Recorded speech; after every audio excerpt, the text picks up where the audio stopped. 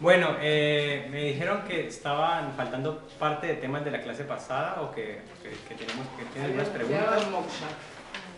Quedamos en Moksha. Bueno, digamos que la clase que se está filmando hoy es por el que se firma normalmente el martes, ayer, y no, digamos, no se hizo por el paro. Entonces, vamos a desarrollar el final, sería, de la clase pasada, y acá, y luego empezamos con la que sería hoy. Tenían preguntas, me acuerdo. ¿Tenías alguna pregunta? Pero que no tengo memoria. ¿Preguntas? Pues yo recuerdo igual más o menos, pero ¿recuerdan ustedes más o menos? ¿Sí? La pregunta que hice la clase pasada, sí. si había alguna evidencia histórica de algún iluminado, ¿eso? Sí, alguien que haya logrado la liberación, esa liberación. Claro, sí. Hay relatos de maestros que hablan de su experiencia de Samadhi. Eso existe. Existe, digamos, por ejemplo, es famosa el relato que hace Paramahansa Yogananda, que es en la autobiografía del Buda, donde habla, digamos, de su Samadhi. Eso es como lo que puede pasar, pero es extraño, o sea, no es común porque son cosas muy personales, donde las personas, básicamente, que llegan a esta liberación, pues no lo publicitan por lo general. Pero igual, de todas maneras, pensemos en Moksha o en Samadhi no como algo supernatural, sino retomando la idea de Paramahansa Yogananda, es como interesante pensar en autorrealización, self-realization, lo llama él, autorrealización. A su escuela la llama la escuela de la autorrealización. Entonces, él dice que toda persona que realice sus potencialidades, digamos que salga de lo que sería el peso del condicionamiento, entonces estaría realizándose, estaría llegando a una liberación.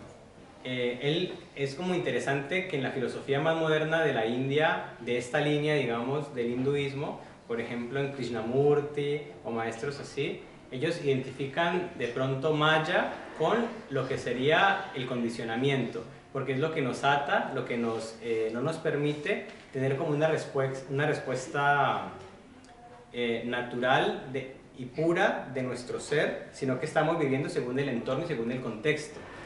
Entonces, de esa manera, cuando nos liberamos de ese condicionamiento, de esos patrones adquiridos socialmente, personalmente, de muchas maneras, estaríamos también dando vida libre a esta idea de liberación, ¿no? Eso es como lo que te puedo responder, así más o menos.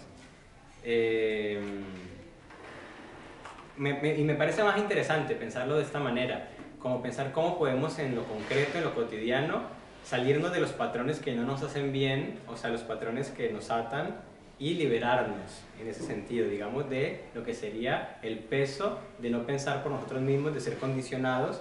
Eso sería como la libertad. Vamos a llegar a esto más adelante cuando veamos Vedanta. En Vedanta es muy profunda, digamos, la idea de Moksha y Maya.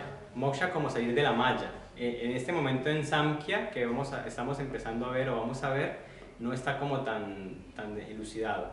Hoy vamos a empezar a ver entonces Samkhya, que sería una de las 6 darsanas o 6 vías de acceso a ese moksha. Ya te anticipé una cuando te nombré Vedanta, pero las que vamos a ver en el curso son Yoga, Samkhya y Vedanta. Básicamente vamos a profundizar más en esas 3 darsanas. ¿Recuerdan qué son las darsanas? Corrientes, ¿qué más? Puntos de vista. Puntos de vista. La traducción es punto de vista.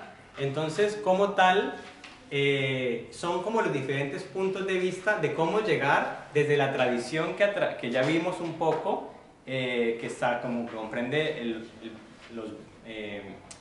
Rig Veda, bueno, los Vedas, los Brahmanas y las Upanishads. Siguiendo esa tradición se formó vías de liberación. Entonces, esas 6 vías de liberación, esas 6 darsanas, forman parte de lo que sería el cuerpo ortodoxo, porque hay otras líneas que no comprendieron el cuerpo ortodoxo y que no respetan como tal ese canon. de la tradición de los Vedas, de la tradición de los Brahmanas y de las Upanishads, y por lo tanto fueron consideradas heterodoxas o salen fuera, digamos, de la línea principal de la corriente. El budismo y el jainismo son, por ejemplo, líneas que se consideran dentro de la tradición hinduista heterodoxas o no ortodoxas, ¿no? Entonces, en Samkhya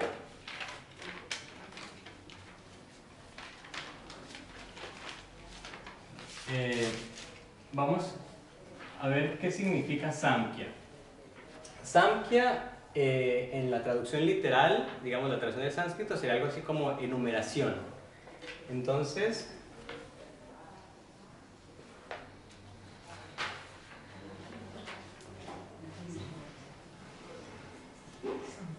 Samkhya, enumeración. El Samkhya intenta descubrir cómo está compuesta la realidad de una manera material, o sea, de una manera desde los sentidos. Intentó describir cómo se conformó desde la creación el mundo y cómo está evolucionando continuamente. Entonces, es una teoría dualista, para empezar. El Samkhya postula que hay dos realidades fundamentales dentro de la realidad. Una sería lo espiritual, el espíritu, llamado Purusha. Purusha, también digamos es más fácil que lo encuentren a veces escrito con una tilde, un acento sobre la S, que también es como que en sánscrito se transcribe así como el sonido sh. Purusha y Prakriti. Esta clase, ustedes han visto bastante del contenido de Samkhya en Ayurveda. Entonces, porque el Samkhya fue como la estructura filosófica en la cual muchas veces el Ayurveda depositó muchos conocimientos que ya había desarrollado antes, desde incluso antes de la llegada de los arios, que hablábamos de esos, como esas corrientes de sanación o formas de diferentes tipos de terapias que había, digamos, en los pueblos de las culturas del Valle del Indo. Bueno, se considera que son antiguas ese tipo de conocimientos, y el Samkhya se desarrolló también en la antigüedad y casaron muy bien ambas teorías, y digamos que la teoría Samkhya de la filosofía ha sido como una base fundamental del Ayurveda. Por eso, digamos, lo vieron en Ayurveda. Acá vamos a verlo con otra dirección, que será como la dirección hacia la liberación, que es diferente a la dirección que puede dar el Ayurveda, ¿no? Entonces, si recuerdan, ¿qué es Purusha y qué es Prakriti? ¿Qué han escuchado de hablar? Todo lo que es antes del Om, digamos. El cósmico, la energía cósmica, ¿no? Sí, o todo eso que es energía que no se liberó, que está como ahí. O todo lo que Ahí no es. por abrirse, por formarse el Om, que expandió todo y que formó el Prakriti, que es todo lo material. La materia. ¿Acción? Prakriti. Prakriti es acción, sí. ¿Qué más ideas tienen así? ¿Escucho? Bueno, Prakriti...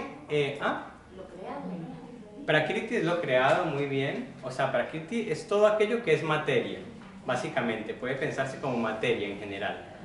Materia es, para el Samkhya, todo lo que existe, a excepción del Purusha.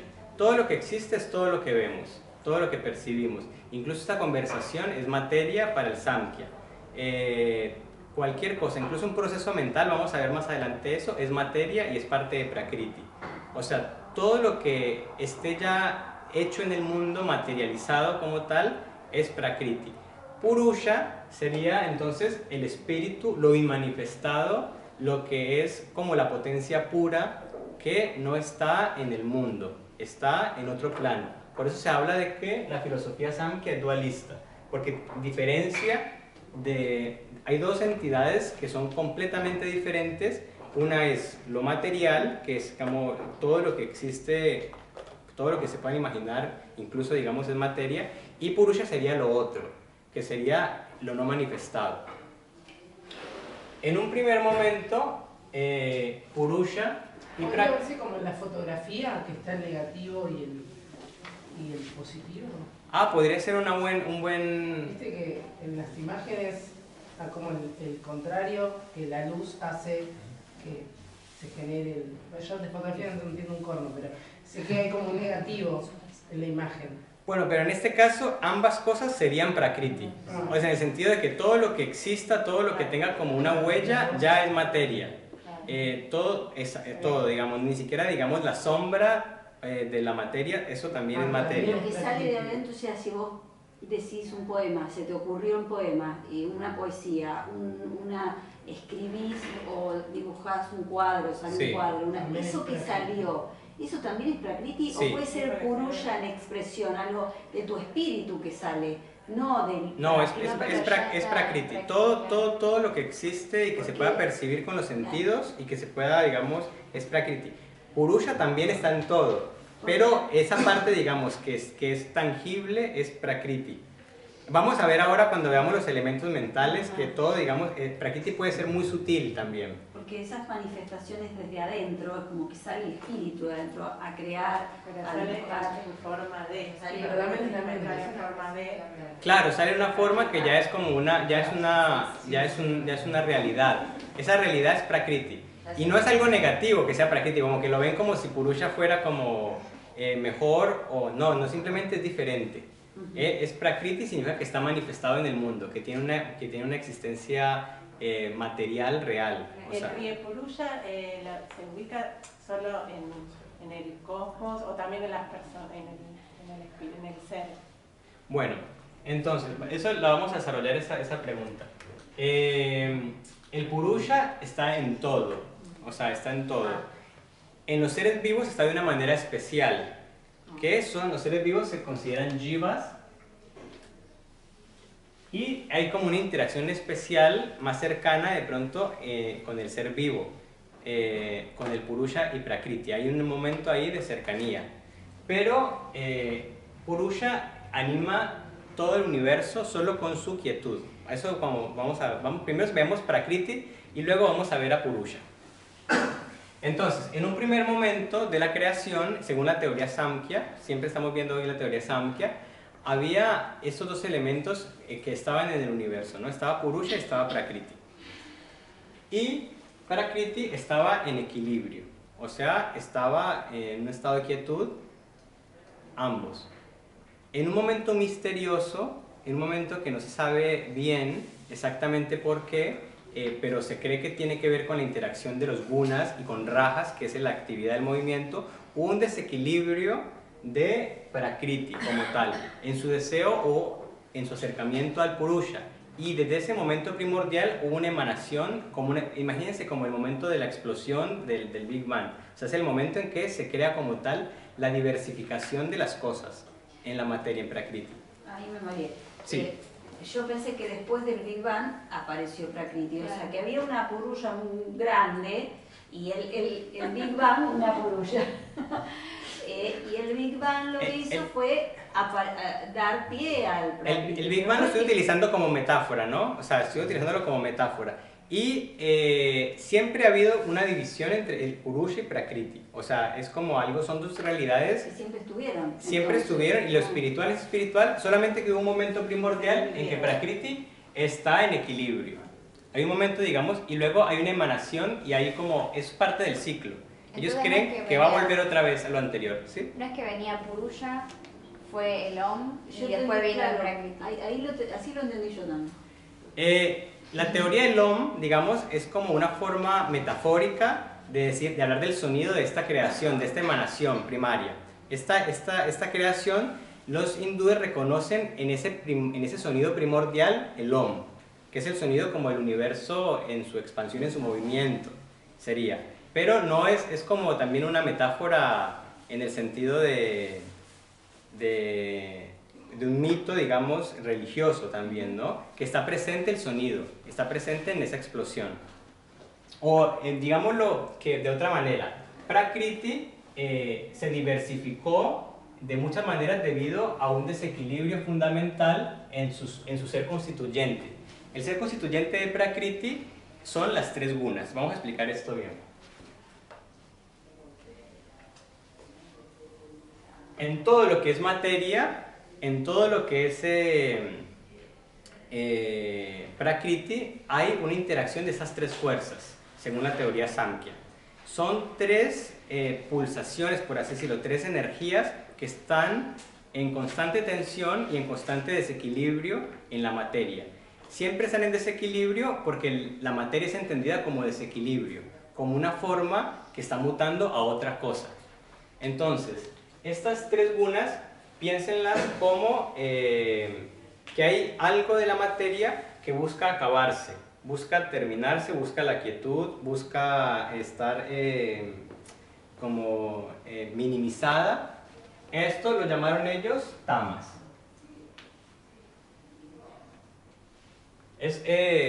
Yo a veces haciendo otra metáfora, yo utilizo unas metáforas, piensen un poco como algo en los seres humanos, como este instinto de muerte o algo así, como lo que busca acabarse, lo que busca terminarse, lo que no quiere sino morir, por así decirlo. Eso sería como lo tamásico puro, que en nadie está puro ninguna de las tres gunas, ¿no? En nada. Bueno, hay otro elemento de la materia que ellos perciben como el movimiento, que es el no poder estar en un estado, sino querer ya estar en otro estado, y en otro estado, que es el correrse a varias cosas. A esto lo llaman ellos rajas, ¿no? Que de ahí viene, digamos, lo rajásico. Es potencia en movimiento, es la sensación de ir a otro lugar, eso es rajas.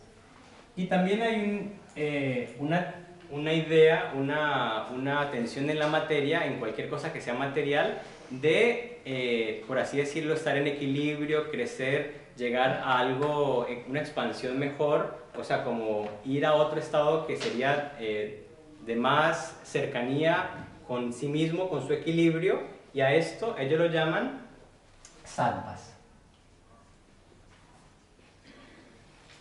En todo están presentes las tres gunas porque todo es prakriti. O sea, en una conversación con un amigo, en una obra de arte, en nuestro cuerpo, en todo está presente, digamos, un equilibrio y desequilibrio de esas tres gunas que están en movimiento, siempre. Es una teoría, digamos, física, por así decirlo. Es una teoría que ellos intentaron explicar desde sus herramientas, que eran básicamente el cuerpo, tenían solo el cuerpo y la mente para, digamos, entender las cosas, entendieron cómo estaba constituida la materia y vieron que en todo ellos percibían estas tres energías. Había algo que quería acabarse, que era como iba hacia la decadencia, que iba hacia la quietud, que iba hacia no moverse hacia nada bueno, eso lo llamaron tamas, es como el impulso tamásico de la materia. Vieron que había otra fuerza que busca el movimiento, que es como la no quietud, pero que está no en calma, sino que busca ir hacia una dirección como tal. A eso lo llamaron rajas, que es también un espíritu, una pulsión de la materia.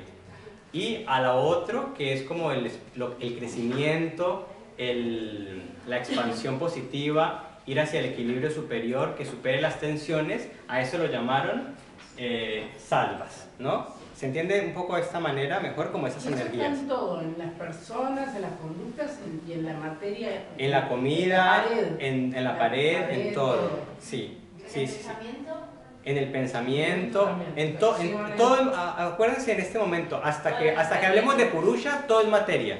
Todo lo que ustedes se puedan imaginar es materia. El pensamiento, incluso ellos al discernimiento, a la conciencia superior, la llaman materia también. Vamos a ver esto ahora. Entonces, todo es materia y todo está regido por estas tres gunas. ¿La diferencia entre un pensamiento tamásico y rajásico o sátvico? Es como que está bien, porque vos podés tener pensamientos tamásicos todo el tiempo y querer suicidarte y no sabes por qué, y estás pensando que en realidad, o sea, tenés como que reconocerlo. O sea, Sí. ¿Quién es el que reconoce?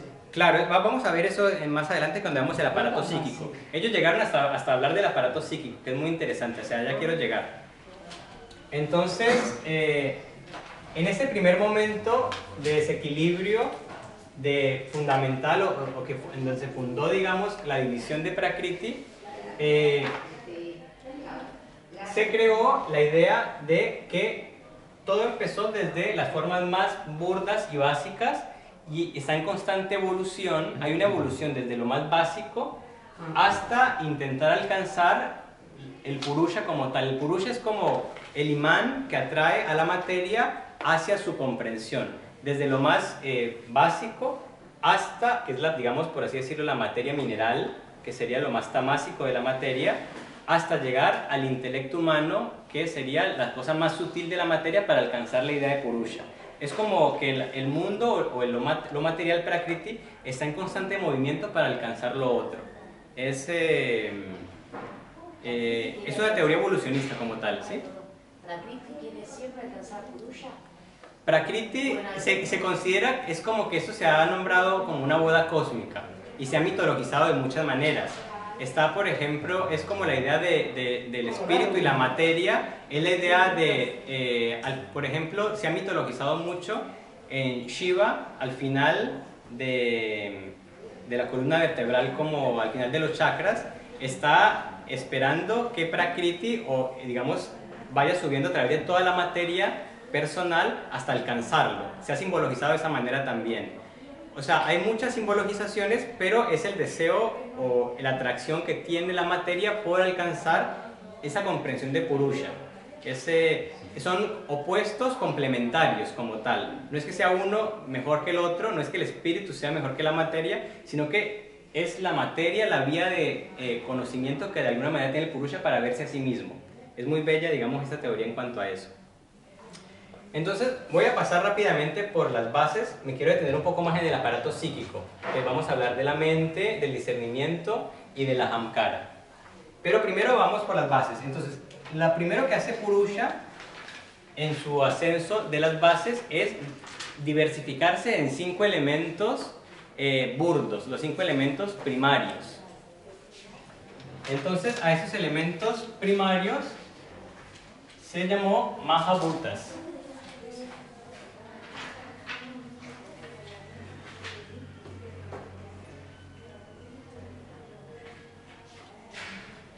Estas 5 Mahabhutas son elementos burdos o grandes elementos también, grandes elementos que se consideran los elementos más simples, más burdos.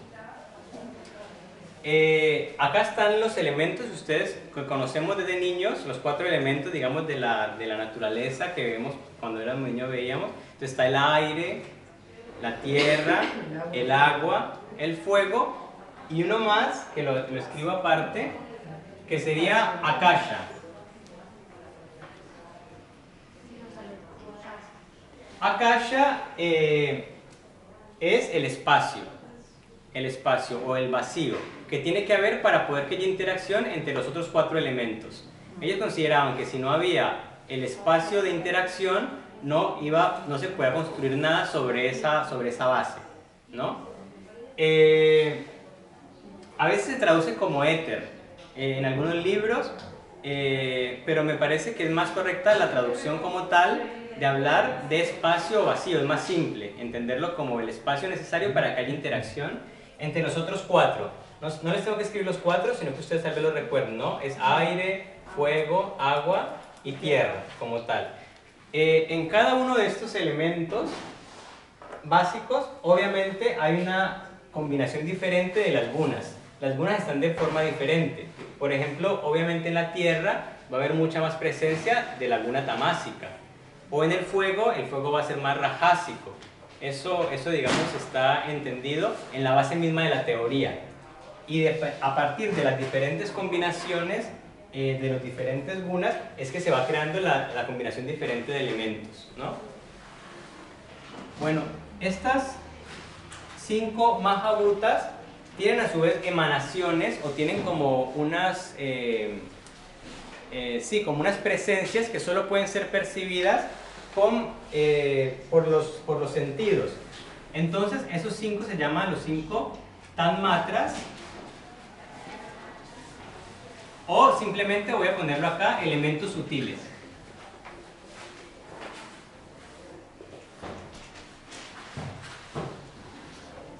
Entonces, elementos sutiles, y eso sería elementos burdos. Voy a ponerlo acá al frente.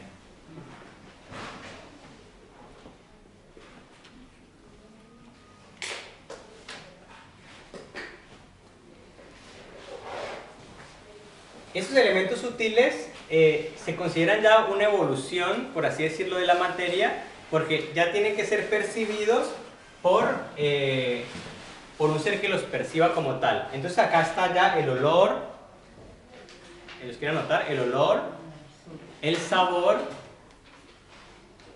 el color, el tacto y el sonido, ¿no? O sea, son como tal las cosas que se pueden ser percibidas de cada elemento. Y hay como una evolución. Luego hay una evolución superior, ya en un nivel superior que ya implica la vida, que ya implica órganos de acción para la vida. Entonces son los siguientes 5 órganos de acción, que son karma. Siempre que ustedes vean la palabra karma, entonces piensen en acción, ¿no? Karma, indrias.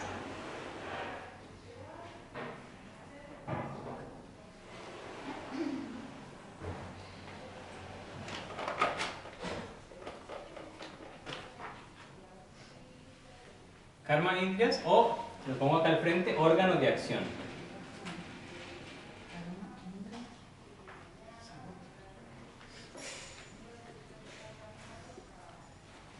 Sí, cuando tienen un palito acá, por lo general las vocales en sánscrito son como dobles. También lo pueden anotar 2 veces la I. Indriyas sería como entonces karma, indriyas. Así como la palabra yoga, que es como yoga, si lo quieren decir mejor. Bueno, esos órganos de acción ya hay una evolución superior, por así decirlo, porque ya la materia acá puede accionar. Y es la materia presente en su forma de ser vivo. Y tiene que ver con las cualidades que tiene un ser vivo. Ellos también lo vieron como una potencia desarrollada de la Prakriti. Esas cualidades de un ser vivo está el aparato reproductor como tal, o sea, uno es el aparato reproductor, que ellos lo dicen simplemente como los genitales, o sea, todo ser vivo puede reproducirse, tiene como la posibilidad de reproducirse. Todo ser vivo tiene un aparato excretor, que ellos lo dicen como ano, pero también implica que todo ser vivo se alimenta y excreta, o sea, tiene un aparato que será el aparato de alimentación y excreción. El otro karma indriyas se puede traducir directamente como pies, pero se entiende que es la locomoción, o sea, es la capacidad que tiene todo ser vivo de moverse como tal, o tiene movimiento. Otro es las manos, que sería la capacidad que hay de transformación o la capacidad que hay de accionar directamente. Y el otro es el habla, ¿no? Ahí están los 5. Se los repito: ano, genitales, pies, manos y habla. Serían como los 5 órganos de la acción. Entonces acá ya ustedes pueden percibir una evolución que tiene la materia. Vamos subiendo como a capacidades. Estos primeros tienen que ver con lo material, mineral puede ser, y acá ya estamos hablando de seres vivos. Entonces Prakriti es como un aparato que va llegando cada vez más cercano a Purusha. Vamos a verlo más adelante. Sobre estos 5 elementos, ya viene, después de la acción, viene como algo superior el conocimiento. Entonces son los órganos de conocimiento. Jnana, y la misma palabra indriyas,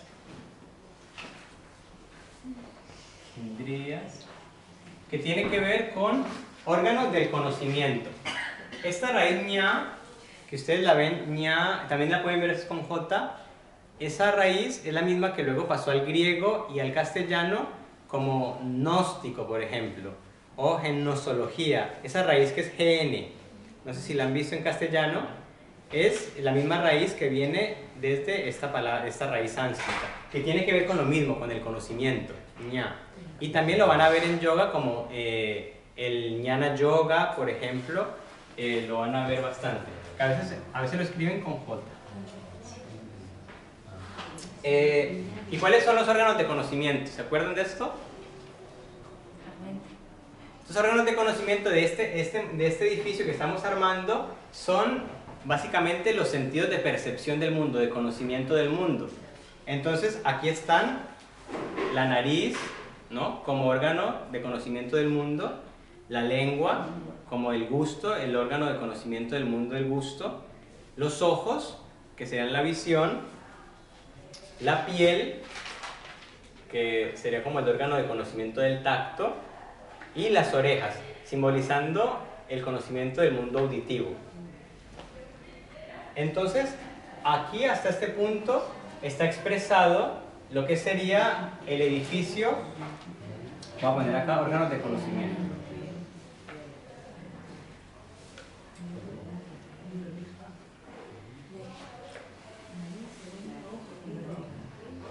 En esto no me demoro mucho porque ya creo que lo vieron bastante bien ustedes y simplemente estoy hablando de lo constitutivo de la materia, no es como algo, no es algo complejo. Para la filosofía Samkhya era así: había una base de 5 elementos, luego 5 emanaciones de esos elementos, luego hay ya lo vivo tiene 5 órganos de acción y luego hay 5 órganos del conocimiento como tal. Obviamente que hay interacciones diferentes con los gunas en la evolución de cada uno de ellos, pero en este momento en filosofía no nos interesa tanto eso como tal vez les interesó en Ayurveda, porque la base sería de la terapéutica, llegar a un equilibrio. A nosotros nos va a interesar más hablar de lo que sigue, que es lo constitutivo ya de los seres humanos y su aparato psíquico. Entonces vamos a verlo.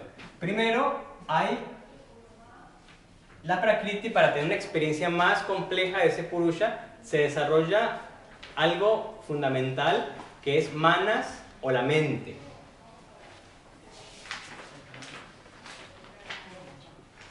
Manas o mente.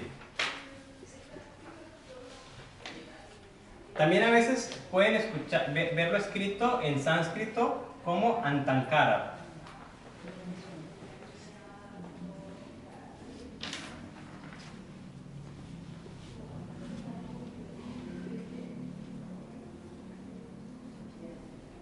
Esta Antankarana es como algo similar a la mente o manas. Me gusta mucho utilizar la palabra manas porque se conecta más fácilmente mnemotécnicamente con el sentido, porque de la palabra manas viene la raíz realmente de la palabra mente e incluso de la palabra hombre en las lenguas, digamos, germánicas, como men, que viene relacionada con mind, mente, y que es la misma relación de manas, que en sánscrito es el nombre del primer ser humano.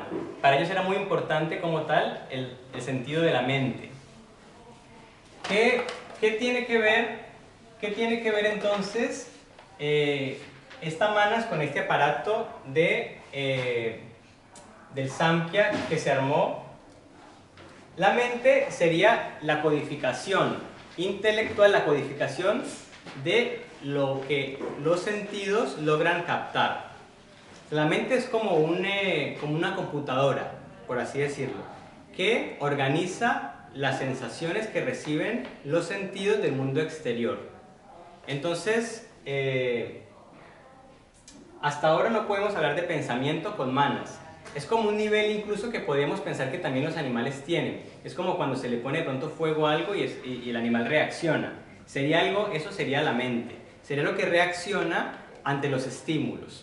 Su función es poder organizar el mundo exterior.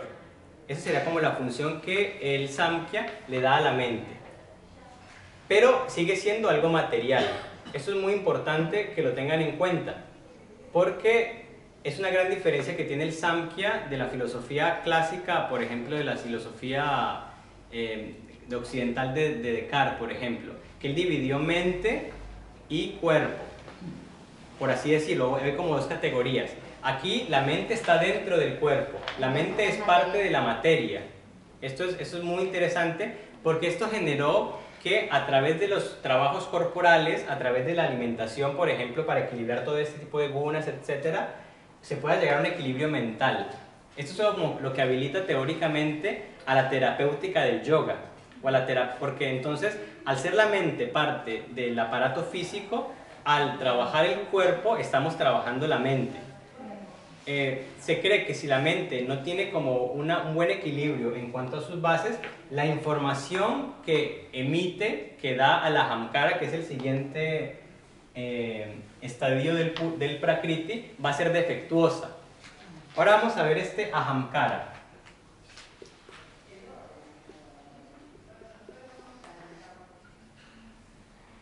Ahamkara lo traducen a veces fácilmente, o sea, más fácil como ego, ¿no? Pero es más complejo, es mucho más complejo la idea de Ahamkara. ¿Qué significa? El Ahamkara es donde la mente deposita esa información que recibe de los sentidos. Entonces, la mente codifica la información y se la pone, digamos, dentro de una línea temporal histórica. Esa línea temporal histórica es la conciencia que tenemos de personaje, como decían ahora antes de que yo entrara a la clase. O sea, es como es el personaje que hemos construido desde que somos niños. Es el rol, puede llamarse de esa manera, pero está muy relacionado con La memoria. Está muy relacionado con la memoria, está muy relacionado con el tiempo, está muy relacionado... El yo. Está muy relacionado con el yo como lo entendemos, como ego, por eso se traduce como ego, que de ahí viene. Está muy relacionado con todos esos conceptos. El Ahamkara como tal es necesario, porque si no tuviéramos ese aparato, no tendríamos cómo poner la información en una casilla adecuada. O sea, no sabríamos, por ejemplo, que estamos hoy acá en Argentina.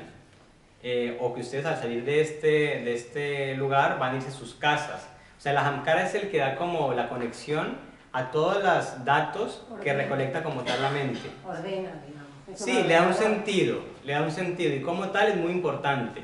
Se desarrolla un Ahamkara sano, digamos, en la infancia, en la India, se trabaja para que la persona tenga un buen Ahamkara, que es como algo que le permita recibir la información correctamente y sin desplegar, por así decirlo, sin llegar al egoísmo, que sería como el defecto que puede tener el Ahamkara. Porque el Ahamkara, como está diseñado para creer que es cierto todo lo que recibe, no puede dudar de la certeza del mundo. O sea, el Ahamkara, como en su ser constitutivo, debe como percibir que todo lo que existe como tal es parte de la historia real, es parte de, y por lo tanto puede muchas veces olvidarse o opacar a Purusha. Ese es como o sea, puede opacar que hay otra cosa espiritual y el rol toma a la persona. Ese es como el defecto que tiene la Ahamkara o la dificultad que tiene la Ahamkara, que el rol, tomamos al rol como lo esencial, tomamos al rol como lo que es verdadero. Perdón, ¿puedo hacer una pregunta? Sí. Una persona que está en, no sé, en un coma vegetativo o una persona que tiene algún problema psicológico mental, Sí. ¿se puede decir que no tiene Ahamkara o lo tiene igual pero es distinto, digamos? No sé. No sé bien, o sea, no sé bien el estado mental del coma, o sea, tendría que, o sea, no sé, un médico de pronto, depende del estadio del coma, no sé cómo sea la onda mental pero el Ahamkara como tal es lo que da una respuesta ante el mundo. Yo pensaría que no, pero no sé exactamente qué capacidad tiene ese ser que está ahí acostado, o sea, no sé. Lo que sí es que sí está presente como el Purusha, como tal. Al estar vivo el ser todavía, hay un espíritu, o sea, ahí está el Purusha presente. No sé, digamos, en mente o discernimiento o ego. No sé, depende de cada caso, me parece, ¿no? Pero no sé. Bueno, entonces la mente recolecta información y la envía a esta línea temporal. A esta línea temporal que es la personalidad, que es lo que nos da como la sensación de coherencia en el mundo, de continuidad. Sin esa sensación de continuidad nos podríamos... revelar ante el sistema. No sabríamos que estamos ni acá, o sea, no podríamos darle sentido a la realidad. Claro, también por otro lado se ha unido a veces a la idea de Maya, pero eso ya es como el Vedanta, que aparece la idea de Maya, de ilusión. Ahora solamente nosotros vemos cómo esto como es la unión de sentido de nuestra existencia, por así decirlo.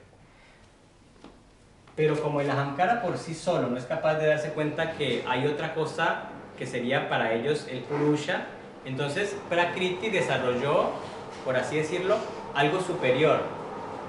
Desarrolló algo que le permite darse cuenta que no es verdadero ese ahamkara, sino que existe una realidad que es la que realmente está accionando el mundo, y eso es lo que ellos llaman discernimiento o buddhi.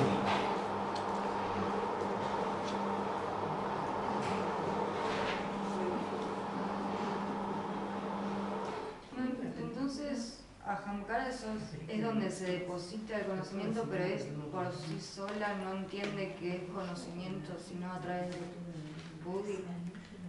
En el ahamkara se deposita todo, digamos, la información, ¿no?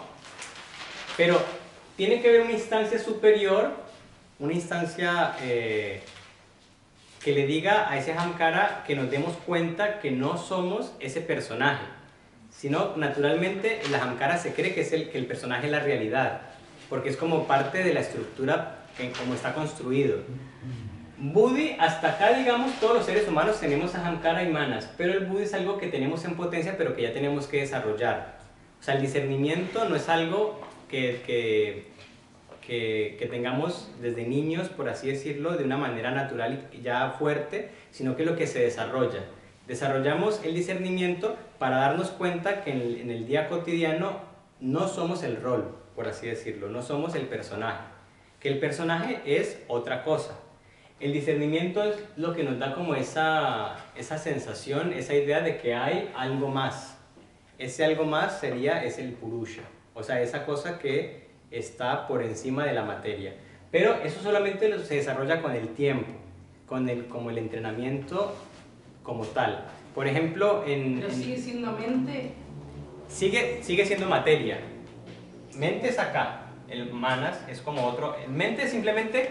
Pero uno tiene pensamientos buddhis, por llamarlo de alguna manera, si tiene discernimiento. No, la palabra buddhi tiene que ver más con el darse cuenta que no somos el ahamkara. Que no somos el ahamkara, claro. Ese es el discernimiento, y se entrena y crece el discernimiento. ¿En los niños está presente?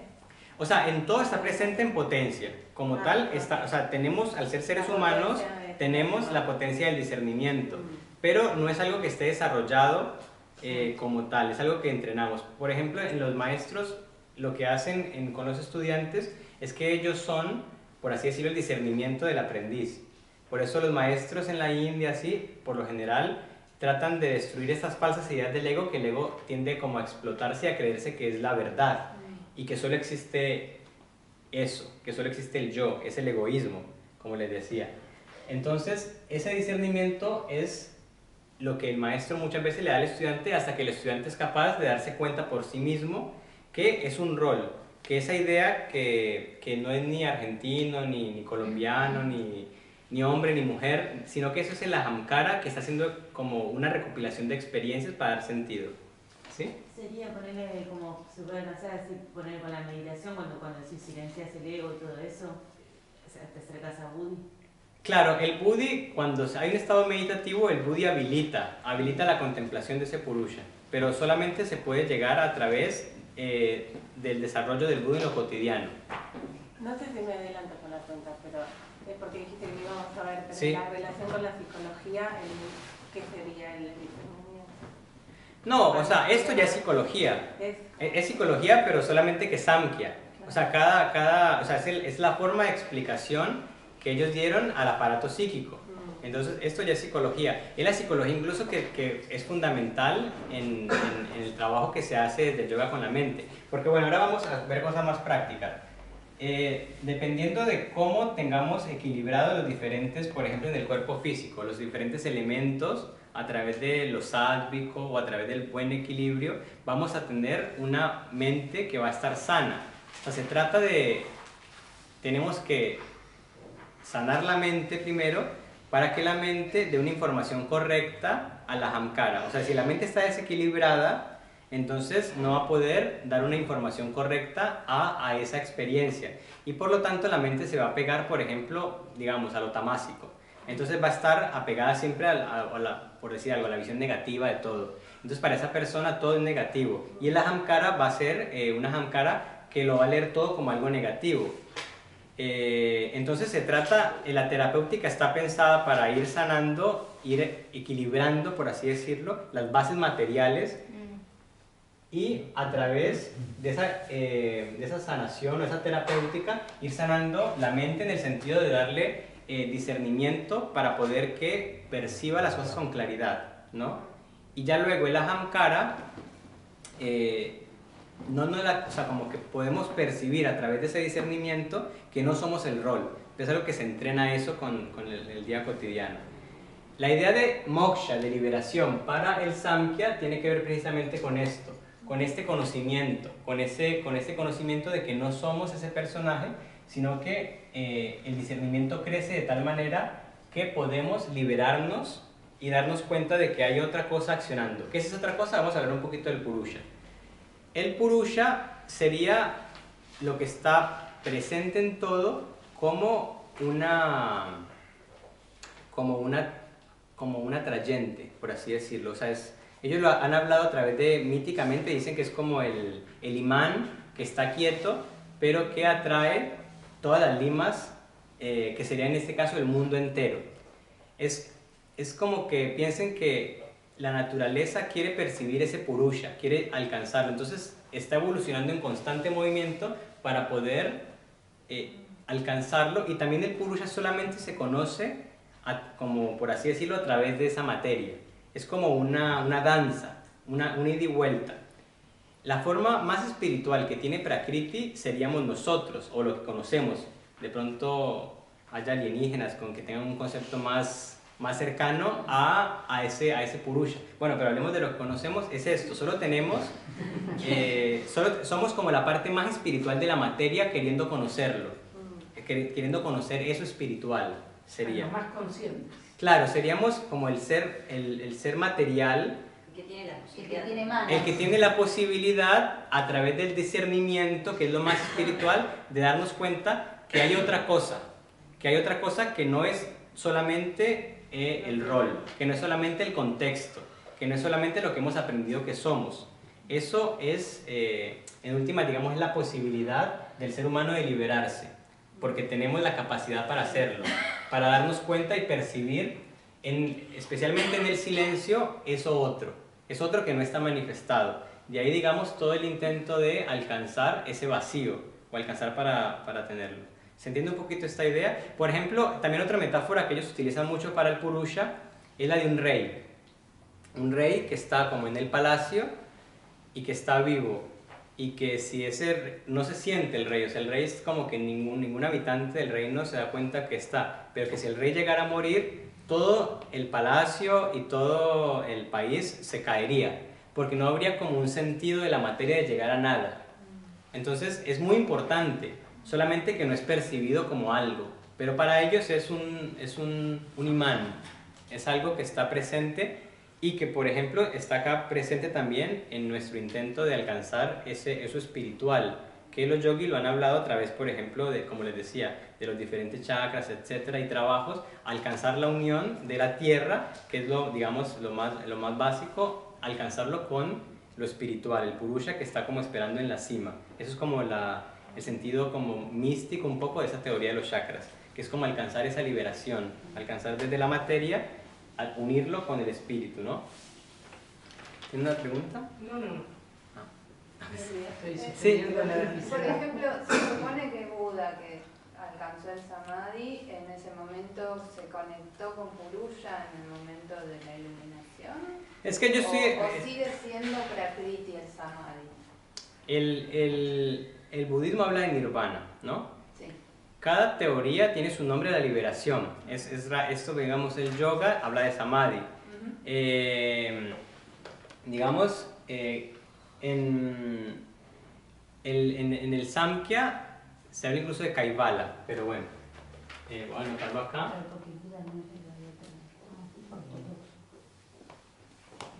El moksha lo llamaban kaivala. que es un estado, sería de liberación. Kaivalya. Bueno, pero yendo a la pregunta, cuando hay ellos hablan de que cuando una persona se libera es como un jiva mukti, o sea, un liberado en vida, y la persona tiene que seguir viviendo, o el cuerpo sigue viviendo por la inercia de los gunas. O sea, pero la persona que está ya ahí en ese lugar ya percibe todo como desde el purusha. O sea, tiene como una visión diferente de la materia, porque simplemente percibe el espíritu en las cosas, pero la materia sigue viviendo. Por eso, digamos, explican que, porque él es materia, también su cuerpo, y él esperó hasta que se le desintegrara con la vejez y la muerte. O sea, el Buda muere de viejo, digamos, ¿no? Entonces, está esa teoría, como las personas llegan a esa comprensión, habitan este mundo, solo que perciben el mundo, tal vez percibiendo lo que es espiritual en las cosas, o percibiendo, digamos, ese espíritu. Pero, digamos que son como ejemplos muy extremos, el Buda, cosas así. Nosotros en la vida cotidiana lo que tenemos es como que intentar equilibrar, digamos, nuestras bases, por eso, digamos, en la terapéutica del yoga, para poder darle un equilibrio a la mente. Teniendo un equilibrio mental, o sea, teniendo una mente lo más despejada posible, como con la mayor claridad, certeza y coherencia, podemos dar una información correcta a nuestro ahamkara, que de esa manera no va a sobreexcitarse y a creerse, digamos, que es el personaje principal ni que es el hacedor de las cosas, sino que reconoce que es simplemente una herramienta en la vida, o sea, es el contexto, el rol. Reconoce que es algo que está viviendo en este momento y que como tal responde a preguntas de cada momento, responde al contexto mismo, somos el contexto en ese caso. Y eso lo hacemos desarrollando el discernimiento, que es la capacidad que nos da el trabajo, digamos, en yoga, que nos da conciencia de cuáles son, digamos, nuestros limitantes, cuáles son nuestros condicionamientos en el movimiento, en la acción, en la palabra, en toda nuestra vida cotidiana.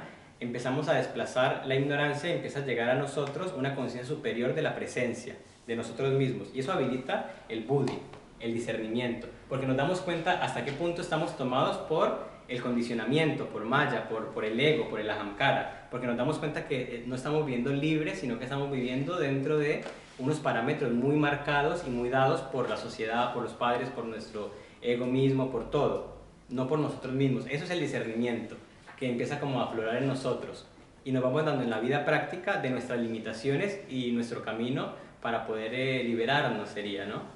Y de ahí en adelante, bueno, ahí en adelante es el viaje de ya de...